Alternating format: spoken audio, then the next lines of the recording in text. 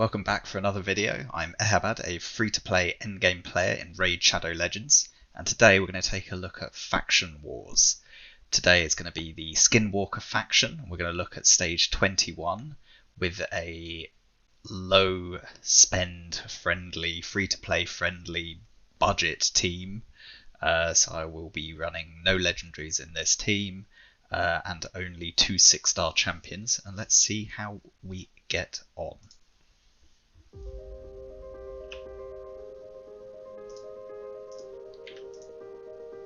I'll just get it set up how I want it. It will cool down the skills. I'll let it auto for a bit on the first wave, and then we'll take back control once we've got a few of the enemy killed.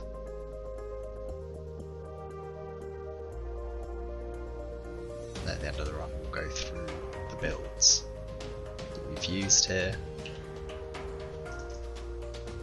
Let's take it off auto now. Ideally, Basher would not have used his ability there. We should have taken it off beforehand, but we did not.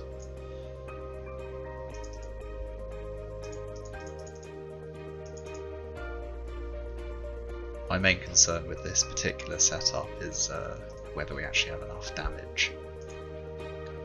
As obviously the boss on Skinwalker 21 is the same boss as Night Revs and Orcs, where you have to kill it within 12 turns.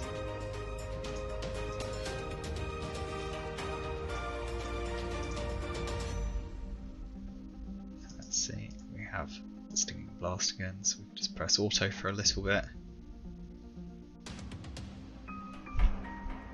Let our team kill a few of the enemy.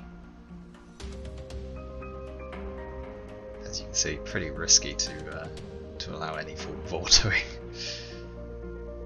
We have lost our team, but we have the hippo ready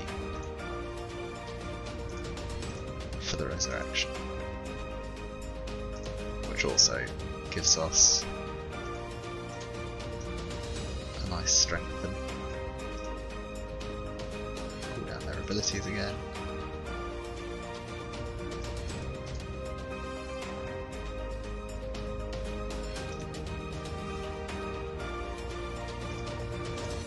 Making progress. It's entirely possible my Fleshmonger's a bit too squishy for this.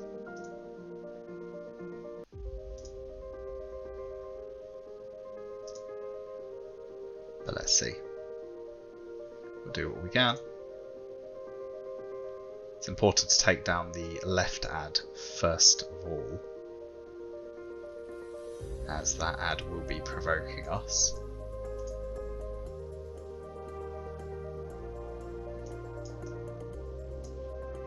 Let's get the heal on Fleshmonger, so hopefully he will survive first attack. Try to get AoE decreased. Get decreased attack as the poison's on the main boss. Boss has 3 turns left, and our block boss is only on for 2 turns. Also it's random and we have both of the ads up, so I really want to kill one of the ads first. We can now freely buff ourselves.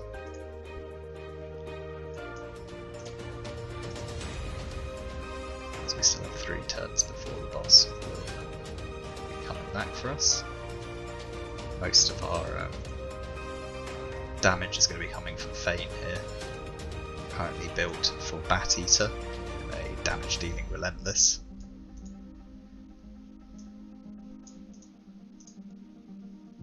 Hold the revive back. We will lose Fleshmonger pretty soon, to be honest. But we do have the revive. So now, with 2 turns remaining on the boss's cooldown, and this lasting for 2 turns, this is the perfect time to get block buffs on. Kill Fleshmonger again. Get their damage on the boss.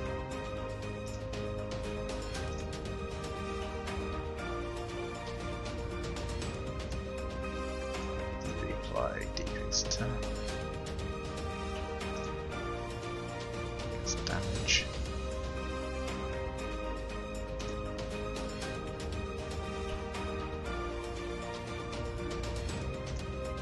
Try and get more poisons on the boss.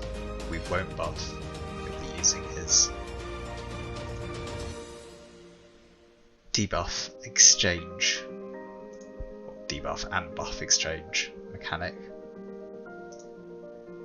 on the next turn. So we should try and get this ad dealt with. As you can see on all these debuffs that we've just taken, we only have one turn remaining. So we won't be buffing ourselves until all of this has expired. Get decrease attack back on the main boss.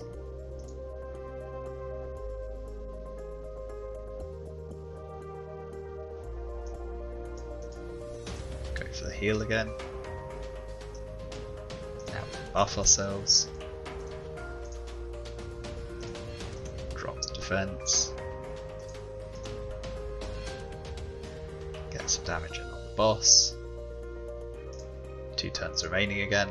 Put block buffs back on. Buff ourselves again. Keep whittling down this side ad with our relatively weak champions. Some damage on the boss. Feign. More damage now. Try and get some more poisons on the boss. Now at this point, if we can stack enough poisons, it is possible we can kill the boss outright.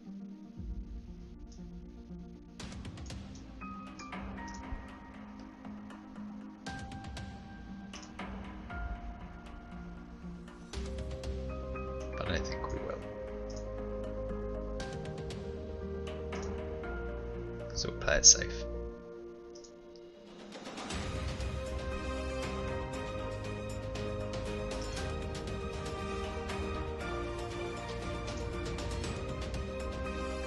Nearly taken down the side ad.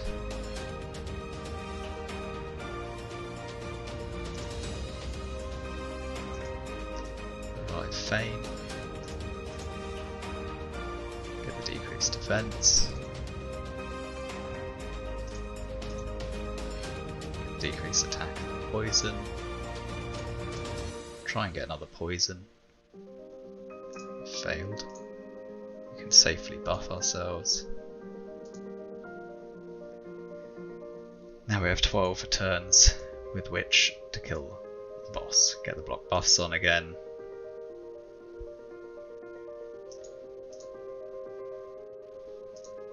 Buff our team. And now it's just go straight for the kill.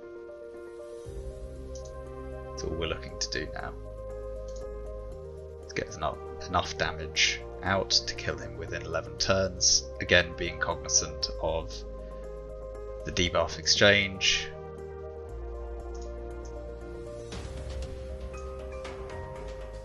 I think we'll hold back our heal. Fear procced anyway.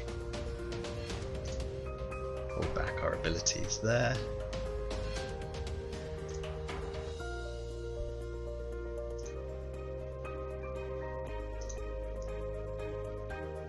Mirror Universe, this will give us slightly longer debuffs than I was hoping for, which is not optimal. Flesh Monk, we can get rid of that by using the extra turn. We get decrease attack, which will help us. We'll cleanse our healer, buff our team overall. We don't want to use block buffs yet because he has 3 turns remaining. We do want to get decreased defense and weaken out now. Buff ourselves, revive. Now we can get block buffs on, and to be honest, this boss should be dead in seconds. And there we are. We are done. So here we have 260s. Fane is doing the majority of the work here, bringing us decreased attack on the boss, which is really, really important in terms of keeping a team of relatively weak champions alive. Steel Skull's doing an excellent job bringing us an overall team heal, plus increased defense to give us that sustain we want. Basher is another critical champion here with the block buffs, so we know that even though the boss will put the debuffs on us unless we run resistance or block debuffs, which I have neither, or a cleanse, which again I don't have, at least the boss cannot steal our buffs. So if we have a increased attack buff that's left over, or any other critical buff, say increased defense for instance is another good example that would mitigate our damage, the boss cannot steal those buffs. So it's a hugely important debuff to have in your team if you want this particular run to be consistent. And in my Auto 21 team, I do bring block buffs in the form of Norog. If we go through the champions, Fleshmonger is in the same build and the same gear that I showcased in the Secret Room 9 and 12 rooms from the Eternal Dragon rotation. I have now actually rolled up his gloves to 16 in a recent artifact event. Here are the total stats. As I said during the video, very squishy. He's built predominantly for these secret rooms where we don't take any damage because the enemy is stunned the entire run. So he has minimal health and relatively low defense. This is not an optimal build for this faction war run. I would prefer to have close to 30,000 health. I think it would be a little bit safer if we had that. But we got the job done. So my general philosophy, particularly as a free-to-play player in this game, has always been, if I don't need to spend additional silver or invest more resources to get content done, I won't. Fane here is in my current Bat Eater setup, so the stats for Fane are very good, but they're also overkill. You saw how quickly we beat the boss, well within the 12 turns. I would say you could easily do this with a very moderately geared Fane, and it wouldn't be any impediment to getting it done. Basher, I've put in a regen set to give a little bit more healing, a little bit more sustain for him. Level 50, 27k HP, 1700 defense, quite high speed, enough accuracy to land the debuffs. There's really nothing special in this build. Particularly if you took Basher to 6-star, you'd easily be able to surpass these stats with very average gear. The Hippo, again in a regen set, this time with a life set just to add a little bit more life.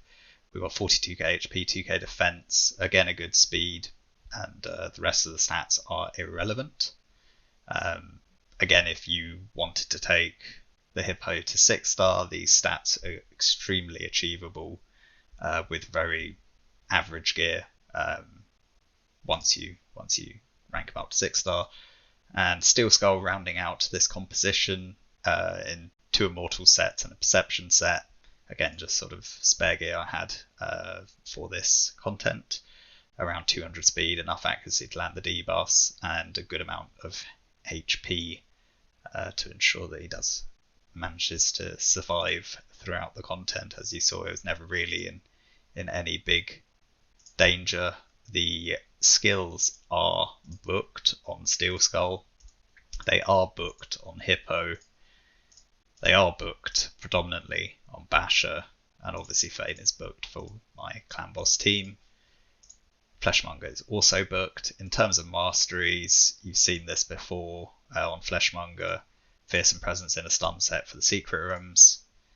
Fane is in War Master for clan boss. Basher has no masteries. The Tusk has no masteries. And Steel Skull has no masteries. So there you have it. I hope that has been helpful for anyone struggling with Skinwalker 21. And please, leave a like, comment, subscribe, and I'll see you for the next video. Cheers. Thanks again. Bye bye.